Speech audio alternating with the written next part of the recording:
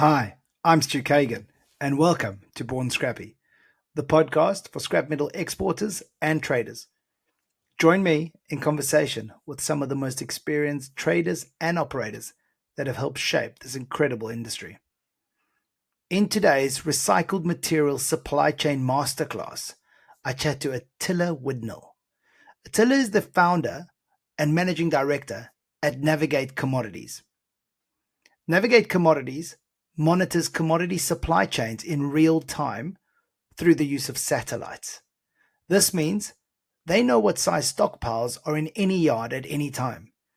They can monitor production at steel mills, analyze metal flow in specific regions, and so much more.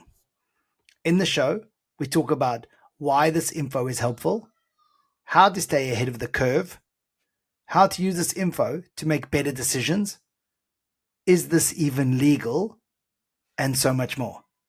Now let's get into it with Attila. But first, intro.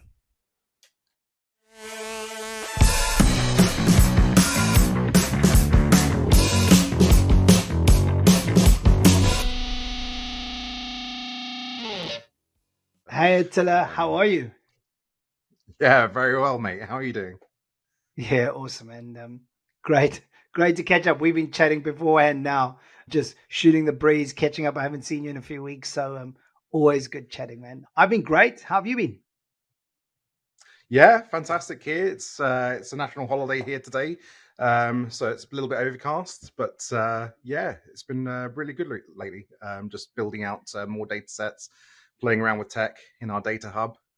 So yeah, busy as usual. Well, you've lost us. You've lost us already, man. You're already talking about data sets and tech, and I think this call's done already, man. Just kidding. Obviously, we're going to delve deep into this, but I'm going to try and keep it as understandable as possible. Um, Attila, obviously you're in Singapore, right? So you mentioned it's a holiday there at the moment. You're in Singapore. Give us a little bit of background on you, because Harry Seal from Atlas Commodities was on here on Born Scrappy, and he mentioned you, and he spoke about you being the adopted Scrappy. You weren't necessarily born Scrappy. So just talk us through how you got into the metal recycling industry, and what it's been like so far, and what you're doing. Yeah, it was a bit of a baptism of fire actually. So straight out of uni, I was meant to go into investment banking, or as they say in the UK, be an investment wanker. But it was I graduated just at the very beginning of the global financial crisis, and the bank I was working for in Newcastle in the United Kingdom was nationalised 2 weeks after I started the front office trading role. So I had to go pretty sharpish and find a new job. And, karma took me in the direction of the metals and mining industry, sort of still within sort of investments and so on. And so that really began my exposure to the metals and mining industry, looking at sort of mines, really random things like uranium deposits in the DRC, and and eventually I wanted to specialize in a particular field, and I started working for a boutique commodity research unit in London, and they gave me the ferrous scrap portfolio to look after, and that was 14 years ago now. The obstacle is the way, I always say. So you didn't know why there was a financial crash, and you got thrown in this position, and now look at you running, owning, navigate commodities, changing the world, changing the way we receive data. Give me more on that. What is navigate commodities? Yes, I mean, it's Navigate Commodities has started off as an idea about visualizing data and information when it was first born 4 years ago. And it's evolved over time. I mean, we failed so many times over the last 4 years with different business ideas and business models, but we've kept on iterating each stage of the way to try and find something that sticks and find something that gains traction with the industry, and actually provides value, and that something that you can use to trade on, that actually contributes to P&L, not just sort of the talk, but actually helps. And so in that journey over the last 4 years, where we've iterated so many times, we've fallen into this sphere now of using satellites, using vessel tracking data to be able to monitor the supply and demand of scrap and iron ore, coal, steel, but in real time, tracking the flows, the mass flows of ferrous scrap. I'm not sure if we're still allowed to use the word ferrous scrap, maybe recycled steel or recycled iron. So being able to look at, what's being shipped out, short sea, deep sea, transship. We even go as far detailed as tracking where the scrap has come from upriver. So like in Northern Europe, we're tracking all of the flows up the Rhine, the Moselle, the Saar, and where all of that scrap has come from the feeder yards all the way down into the deep sea docks or into the steel mills. And the next products or services we're working on, I think, as sort of, you've mentioned in previous podcasts, Harry's mentioned that we're using optical satellite imagery. So it's the stuff that you still see online when they're taking pictures of certain assets. But we're starting to use that technology now to monitor the expansion and contraction in stockpiles. So sitting at deep sea ports or sitting at mills in Turkey. So I don't want to freak everybody out, but we're only looking at the sort of the major sort of areas like the big deep sea docks or the big steel mills. Not every freak us single out, man. individual. Let's go there. like let's work out where you can get to. But let's just go into that a little bit more. So you're saying that you're using satellites to be able to look at stockpiles of scrap metal, of recycled iron, right? Yep. At the major players' yards. I'm guessing you're not doing the small to medium guys yet, but you're definitely doing the large players, the ones that I guess influence the market. Correct. Is that the main purpose here? Are you trying to help people forecast and identify opportunities in the pricing market? Yeah, absolutely. I mean, that's what it all feeds back into, right?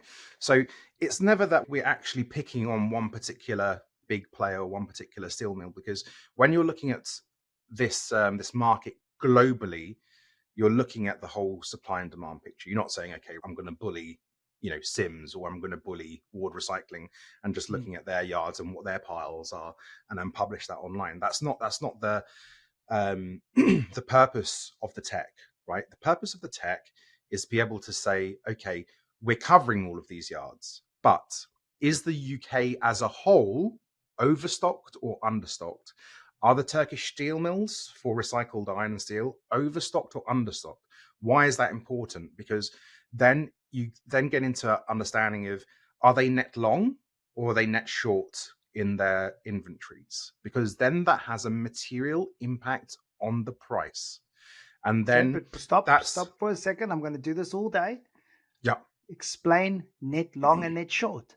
Let's talk to the owner operators of a scrap company. They don't talk net long and net short. So explain what you're talking about and how it impacts them. Yeah. This is the investment banking side coming out now. Absolutely. Investment wanker side. Exactly. I'm just trying to bring you back down to us. So long and short. So long is being overstocked. Okay. So you have more material than your average sort of week, month, and whatever. So a net short or being short is that, you have less material or fewer enough tons that you will need. Compared to your long-term average, potentially, or maybe just don't have any tons in the yard. And so that's what we mean by net long and net short, and seeing basically understocked or overstocked is effectively. And the importance of that is it's a purely supply and demand. What we're trying, the most basic 101, right, is for us to understand, is there going to be more of a demand for the material that we have right now due to the fact that somebody is net short, right? Correct. That's what we're saying. And that's what, at the crux of it, what Navigate Commodities is able to help us with. Am I right by saying that? You are right by saying that. That's the first time anybody ever said I was right. Thank you. And I recorded this, which is fantastic. I'm going to show it to my wife and just teach her as well, just in case he beat me to it about how to say that. Tell me something now, and I like to ask all the guests because you've been on quite a journey. You spoke about you made a few calls, and what you were building originally isn't where you are now, right?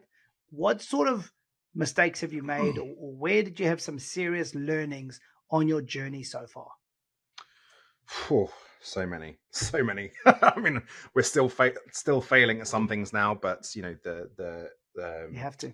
the journey is being able to get up very quickly and iterate again, dust yourself down. And I think the major one for me at the very beginning, we came in with this snazzy idea about data visualization. It was a new thing, but we just didn't have the data back then, so we were using the old data that the industry was accustomed to, sort of like industry association data that was heavily lagged, customs data that was heavily lagged. And actually everyone has access to this kind of information. Yeah, maybe in an Excel file or a PDF or whatever. But we thought, maybe if we visualize this data in an interactive way, in an immersive way, and price it cheaply or cost effectively, it would gain traction. It did to an extent, but it wasn't as scalable as I'd expected. So, and one of our board advisors told us fairly early on, so it's more of a gimmick than it is a business model. And they said to us, you've really got to seriously think about building data sets, because data is the new oil. Well, data was Absolutely. the new oil many years ago. Is oil the new oil now? What's the new oil now? The new oil. I'm just it's so difficult to keep up with what the new oil is. I don't know. Satellite technology, I hear. Oh, good one. Good one. Navigate commodities. By now. Yeah. But, okay, so tell me, I guess, where did you go to from there? Is obviously where you are now, or do you want to run me through a bit of that process? Yeah, I mean, so we started playing around with, so I mean, we were doing a bit of analysis. We do our regular analysis on iron ore markets, on recycled steel markets. I'm still trying to wrap my head around not saying ferro scrap. But we were trying to, up until we started Navigate, I was running a Chinese company, and they were very data centric. They had all of this alternative data sets to be able to track, all these weird and wonderful things in the Chinese iron ore and steel industry.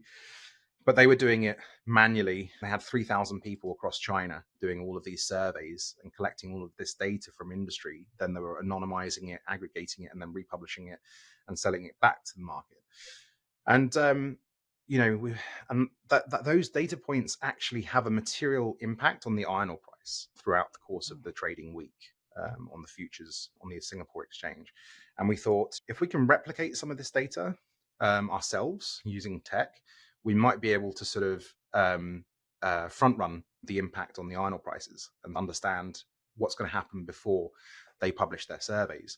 And that's when we started playing around with vessel tracking and tracking the flows of iron ore coming out of Western Australia, coming out of Brazil, and going into China. And we built that data set. So we were tracking those iron ore laden vessels sort of every day.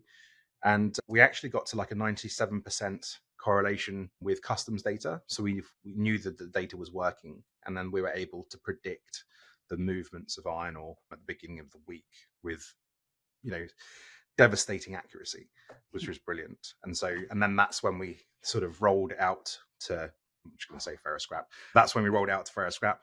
And again, it had, we're still working on the predictability aspect, but the correlation with customs, is fantastic. It's almost 1-for-1. And so that sort of began our journey into building out more tech for the ferro scrap industry. So how did you convince people to pay for this? And who are you able to mention some of your clients that you have specifically in the scrap industry? Yeah, I mean, we work with all of the big dogs, and sort of, they've I'm not a client. No, that's not true. You said all of the big dogs? I don't. All of the. Oh, sorry. Yeah, everyone apart from Born Scrappy. Born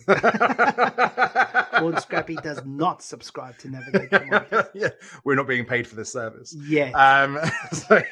Yeah. I mean, I think it's okay to say, because I mean, it's on our website, and we haven't got any NDAs with these clients, but I mean, we're supplying data to the likes of EMR, TSR Recycling, Atlas, for example, and on the steel side, we're working with the likes of ArcelorMittal, Seltzer. So very big scrap recyclers, very big steel mills.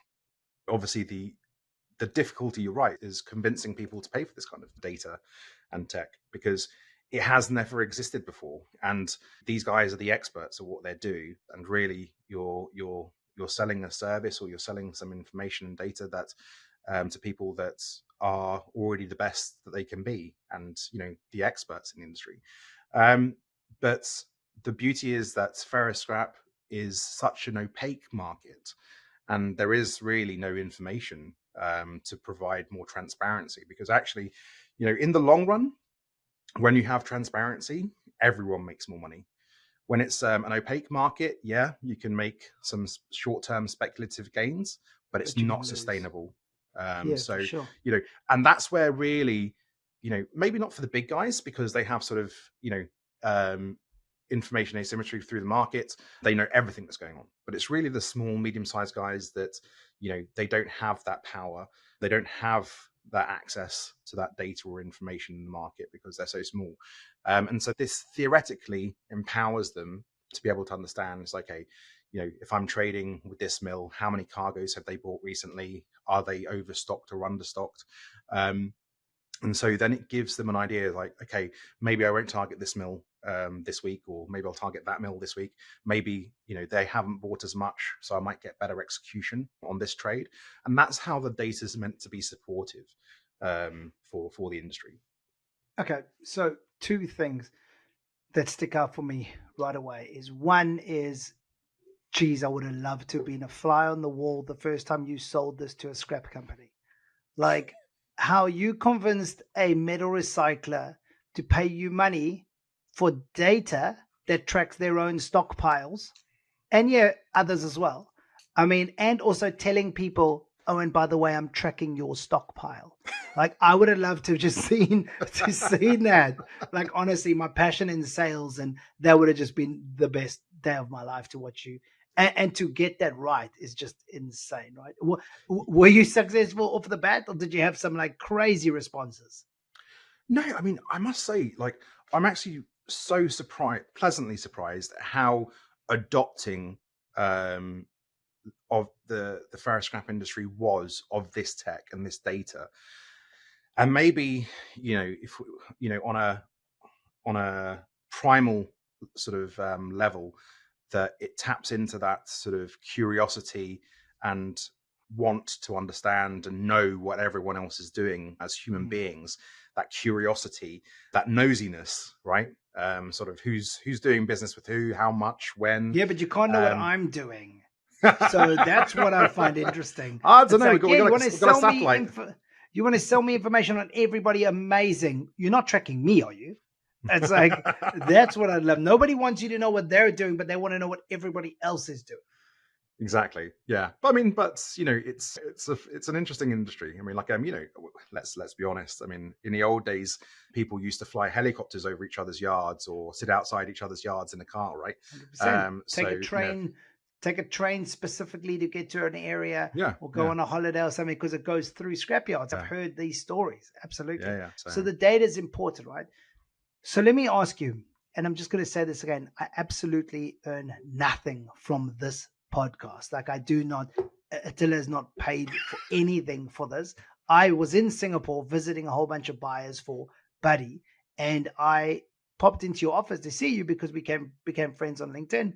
And you showed me this, and I was blown away by the accuracy and how you could actually see. You literally said to me, which port do you want to go look at? Which scrap pile, who do you want to go? And I like named a few companies, and you're like, bang, that is their pile that they have right now, right? So very clear.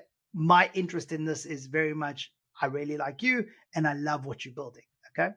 Not well, the that other is way true. around. I don't love you and like what they're building, what you're building. Okay. Don't get this wrong. But I want to understand something, and I don't think I've ever gone into this. So, what are you actually handing over to the client? Do they have the ability to use the tech you showed me, where they can go anywhere in the map and go and zoom in through the satellite? Or are you sending them data and refining it and kind of giving them outputs? Like, I don't understand what you actually give them. Yeah, so I mean, we have a proprietary application where we sort of display the data, and it comes back to that visualization story at the beginning, right? So we eventually got there. We're using that tech now, but with our own proprietary data that we've built. it wasn't the wrong idea. It just wasn't the right time for it. Now it's the right time with the right data.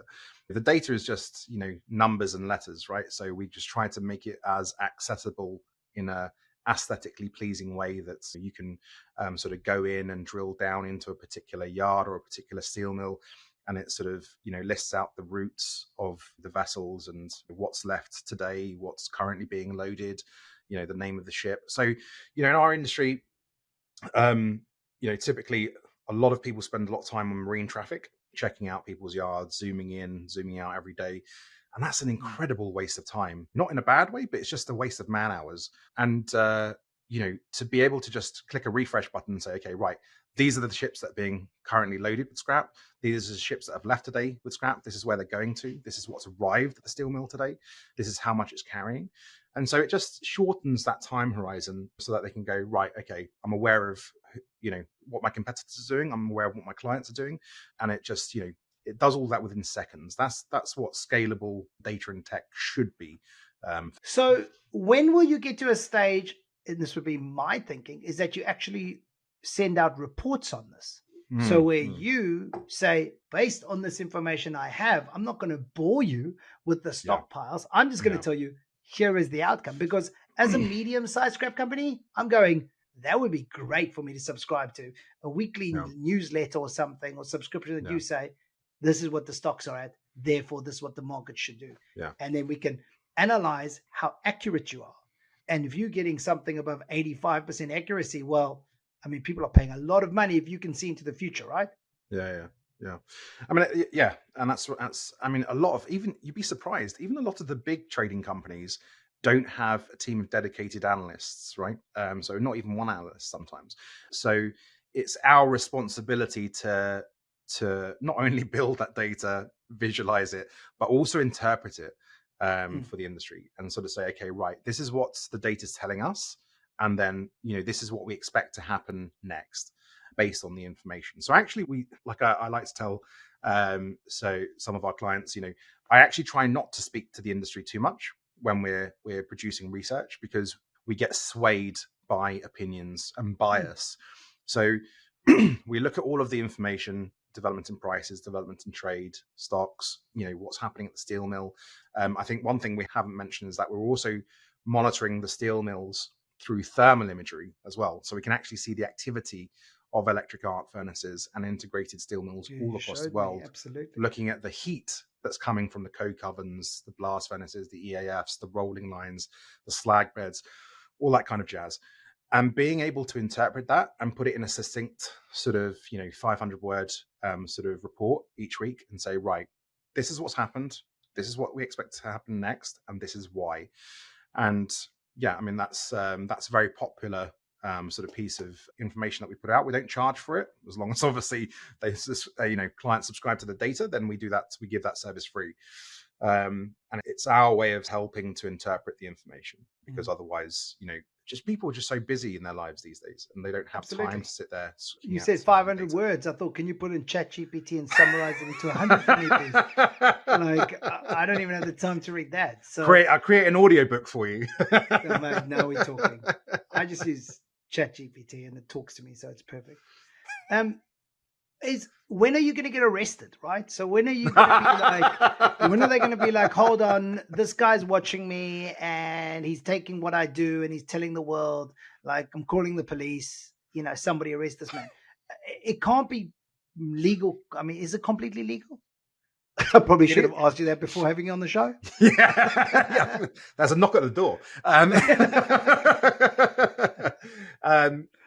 Well, I mean, short answer, yes. I mean, because we're using satellite imagery and satellite tracking of vessels and so on, unfortunately, there's no privacy from space, and international law applies.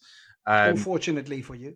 Fortunately for us, at the end of the day, it's not altruistic. We're trying to make a living out of this, but at the same time, support industry at the same time. So, I mean, interestingly, this kind of tech has existed in the oil and gas market for probably 10, 15, maybe longer years. And, metals and mining as a whole is just such a laggard industry, and we're very slow to adopt tech and information and data. And so, it's sort of, I wanted to do this, and we saw it working devastatingly well in China, but they were doing it through people. Obviously, I don't have that kind of wealth or money, so we had to find a way to do it on the cheap and on a way that could be scaled with just the five of us. Um, and yeah, and like I say, this text existed in oil and gas, and we've just sort of copy and pasted the methodology into ferrous metals, so iron ore, scrap, coal, steel, and it's worked really well. So now we're just sort of on an education process, because it's a bit of a slow burn, because we're not used to this level of transparency as an industry. And it's really changing the mindset and helping the industry understand that actually, if you use this information, if you use this data, it works out well in the long run. And yeah, I mean, in terms of legality, I just applied for and got my drone pilot's license yesterday. So I've been sort of had to do a theory test. It took about an hour yesterday, and understanding the laws of the UK Civil Aviation Authority, and sort of understanding what we can and can't do when it comes to drones. And so that was one thing we were looking at, but according to UK law, we can't fly a drone within 150 meters of sort of industrial premises or docks and so on. So that kind of kiboshes the drone project we had in mind. So that's why we're sticking to satellite images. I mean, I was going to ask you all about drones, right? Because you're not the first person that came up with this idea of getting information from above and getting data. I remember this is 12 years ago, maybe. That's how long this has been going on for. Yeah. Where there was a rural area of South Africa, up north in South Africa, quite rough, tough people, tough farmers. And we had a metal recycling yard there, and our opposition invested in some sort of drone, and they were flying over. They were technology guys like you, obviously. They were like, I'm going to get data and I'm going to find out what our guys are doing. Anyway, my manager phoned to tell me that, don't worry, he shot it down. So wouldn't surprise me in South Africa. So he was quite proud. He was like, you know what? Like, they were trying to find information, but don't worry, I've got it with me in the office now. I shut it down. So 12 years ago, the guys in South Africa were going with the same thinking as you. We'll get data from the skies. Yeah, I mean, one of the former managing directors of a big UK scrap recycling operation, back in the day when I was a lowly analyst, he was telling me that he'd hire a helicopter and just fly around the yards every few weeks, every couple of months, just to take an inventory check of his competitors. So in one way or another, it's always been happening. This is just a more scalable way, because then we don't have to rely on people. If we're sending around a drone pilot or someone to survey stocks, it's people can be unreliable at times, and so we fall sick. Got things going on in our personal lives. It's just life. So this is a way that we use tech to scale, and generally speaking, it doesn't take a sick day. So that's why it's easy to use. You see, I think to myself, what you're saying now is quite right. It's when metal is in your blood, but I don't mean it in the bad medical way. But when you literally want to set up a yard in a new area, or you want to check on your business in an area, in a region, the first thing you do is drive around that area and you go and look at the other yards. Like, you want to see if they got customers outside, what's their stockpile like. You want to see how they're attracting customers. Like, all of these sort of things, it's immediately what you do. So you're on a much higher level right now, and it's giving you information on the global macro market. Whereas if you could get to the stage where I don't need to get in the vehicle or get on a plane to go look at my yard in another town, whereas you can actually just go and look at the 4 scrap yards in my area, in my yard around that town, they've all got extra stock, or they've got no stock, or they've got a lot of trucks coming in and out there. They're pumping. Why is my yard doing so badly? And that's hugely, hugely valuable. Will you get to that stage? I mean, we already kind of did. We did a big consulting project a couple of years ago for a UK player that entered the market, and they wanted us to sort of choose an area of operation for them. They gave us sort of 3 locations to validate, And we did it using sort of satellite technology. We said, okay, right, we know that your competitors are based here. We know that you've got these manufacturing plants here, so you're getting in prompt prime grades, so on from the car manufacturing industry. We did physical surveys, understanding sort of the grades of HMS that sort of flow into the yards in different areas. So like knowing that typically on the East Coast, it's quite light scrap. On the West Coast, it's quite sort of heavy scrap. In the North, there's a lot of competition, but it's also poorer quality. And so we did all that. And then also using sort of something called ArcGIS, which is also a sort of satellite-based technology, understanding, your catchment area as well for the yards, as the crow flies, or using the sort of road maps and saying, okay, based on an hour and a half away through local A roads, B roads, and so on, where is your maximum sort of catchment area? How does that overlap with your competitors? So where is the least competition? Where is the most competition? And actually, we made we had our two top picks. One was bought out by a massive player, and the second, was our Born Scrappy. Yeah. And they eventually took the second option, and they've done exceedingly well from it. And, so, yeah. And so let's just talk about the commercial part of your business. Is everything behind a paywall? Do you give any sort of data or any feedback to anybody else? Yeah, I mean, the core data, core service is behind a paywall in terms of the tech. I would say, as how we fell in love with each other on LinkedIn, the sort of whenever Speak there's for yourself, bro. I see those heart-shaped eyes. Sorry to let you down. But I mean, we sort of we put sort of like freemium content on LinkedIn, right? So whenever there's something really worth talking about, like for example the Baltimore bridge collapse, just making the data and the information open access for that in those kind of events, and saying, look, this is what's happened, this is the impact on industry, this is what we expect to happen next. So it's events like that where you share the information and your thoughts with the industry, so it can help them understand and help them overcome. Because like we said in the post, it's times like these where sometimes the market tends to overreact. And so, you see that sort of situation. And I think there's two scrap yards, big exporters in the area, Baltimore Scrap, which is owned by Sims, and you've got, I think, Smith Industries on the outside. But helping the industry to understand the immediate impact on supply and demand. Because if it overreacts, then we might get a price spike, which is great for the scrap suppliers, not so great for the steel mills. And so we're trying to be agnostic, right? We are here to help the ferro scrap suppliers, but we're also here to help the steel mills as well. There's no lying about that. So are you independent, Attila? I mean, that's quite important. Are you independent? Because if you are representing or have investors that are incentivized to make the market go up, you obviously want to give certain data. So what's your position there?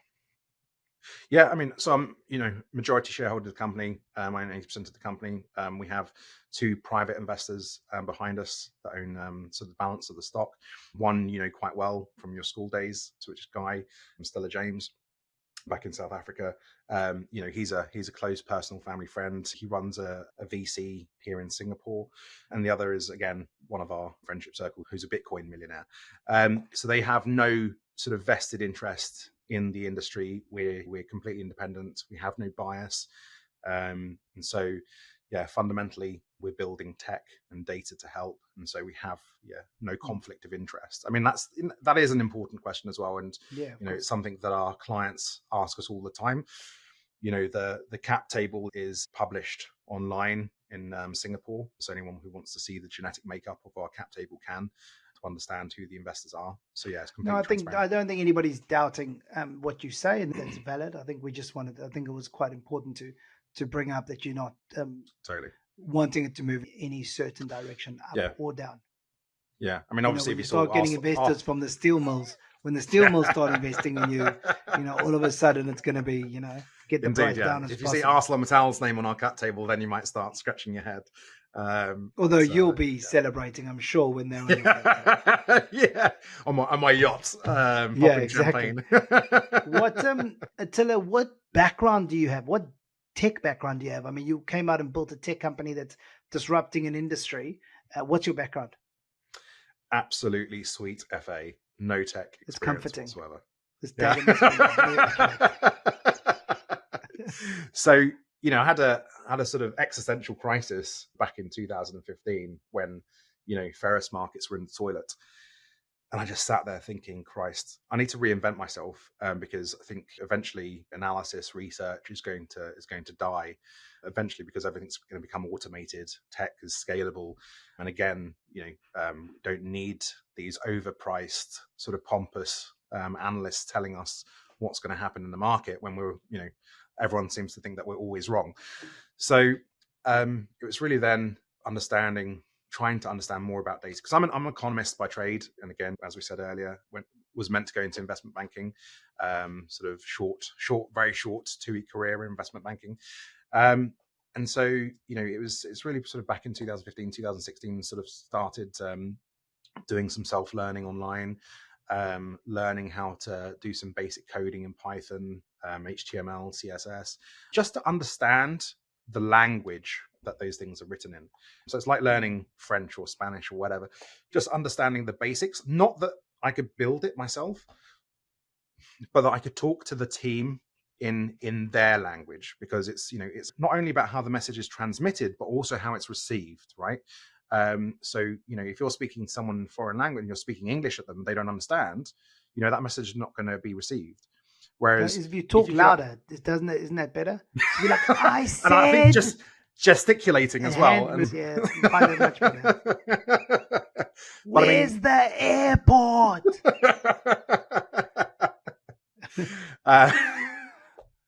Yeah, and so I felt the necessity to try and learn that language, the basics of that language, so then I could take what I knew in commodities and then transfer it to the team in their coding language and say, okay, because basically tech is just about being logical and understanding the logical flow of how data and all of these different endpoints are connected. Once you sort of get that, it becomes so much easier. And then even, layman's like me can do it. And I mean, I'm not the smartest guy in the room. I'm just a bloody hard worker, a grafter, and a hustler. And so, if I can explain that, what our industry is about to them and how those endpoints connect, they do all the hard work, they do all the heavy lifting, really. I'm indebted to the team. They're just amazing. Yeah. Attila, And that's how we've got to where we are. Are there any final takeaways from you for our listeners? Some sort of practical, how-tos or tricks or trades or anything that they can take out from this? Yeah, I mean, I would just say don't be fearful of change, right? Because the world is ever changing.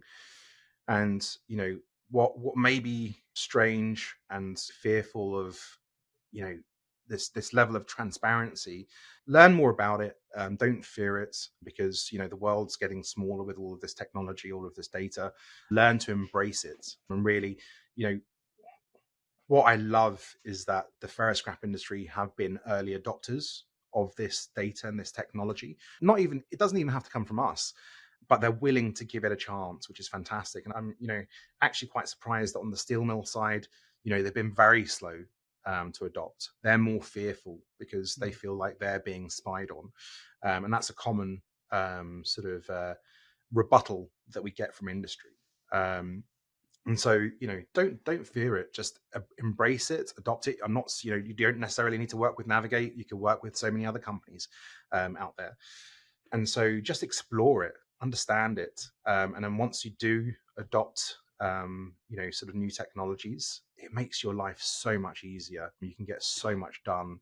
And it's, you can spend your time doing more valuable stuff that contributes to your P&L, that's a better return on your investment. I mean, who has enough time to sort of, zooming in and out on marine traffic? Think about the amount of time you spend on the phone talking to people about the market, understanding who's doing what, who's, getting in a helicopter to go look at stockpiles, driving around different towns to go and see what the stockpiles, what's happening at this. It's like I related to when we talk about technology and embracing it. I relate it to, I'm in my early 40s, very early 40s, Attila, Really? in case you were wondering. Really early 40s. Time has not been a good friend. 43. I'm in my really, really early 40s. So it's kind of like my parents, their age group. So depending on how old you are, but if you're in your 40s, when the internet came out, like you've got some of them that embraced it and the others that just weren't willing to learn it. Look at that now and consider where we are now with technology, with how incredible AI is and how it's really helping, the exponential growth of technology, and where we'll be in the next 5 years is crazy to just think about. But if you're not embracing it right now, you will be left behind, like my parents' generation that didn't embrace the internet. There will be no difference. It'll be the same thing when you look back. If you didn't embrace technology, expect yourself to be far behind in your 50s and 60s. Yeah, totally. Yeah, exactly. I mean, that's a good point. I mean, we get that quite a lot as well. That's another sort of rebuttal we face, is that, if I subscribe to this data, then all of my competitors have got it as well. So, yeah, absolutely, you're not wrong. But at the same time, if you don't, you're going to be left behind. You won't, and they will. Yeah, exactly. And they know exactly what's going on in the market, and you don't. And it's a competitive disadvantage. Yeah, don't be the one left behind. Exactly right. On that note, we're going to call this to a close because we've gone for a good amount of time, and we might have lost a few people on the way, but hopefully we've kept most. We like to end with who would you like to hear next on Born Scrappy? Oh my word, great question. I should have prepared for this one. Who's polarizing? You obviously don't listen to Born Scrappy if you weren't expecting that. No, of course this I is do. Now awkward. This is an awkward. I loved Amy's podcast and Harry's podcast. I'm just trying to think who haven't you had so far. I'd like to hear from Dennis Reuter at TSR Recycling. So Dennis is a very down to earth chap, incredibly well connected. He's former president of the ferro scrap division at BIR, and obviously Shane's taken over now. But yeah, I think Dennis is a great chap. Awesome. And has a lot to say and could share some amazing insights and stories with the industry. Yeah, cool. I'll make sure to get hold of him. It sounds good. Quick fire, last few. Favorite movie or TV show? Oh man, Top Gun. One or two? Both. Love them. Wow. Okay. Controversial. Favorite book? Atomic Habits, James Clear. Very good. Great book. Favorite place to visit? Man, being in Asia, so many places. I would say either Paris or Barcelona. Cool. Good ones. Attila, it's been great having you on the show. Always lots of fun chatting to you. Looking forward to catching up again soon. Thank you for joining us. Absolutely my pleasure, Stu. Thanks. Cheers. Bye.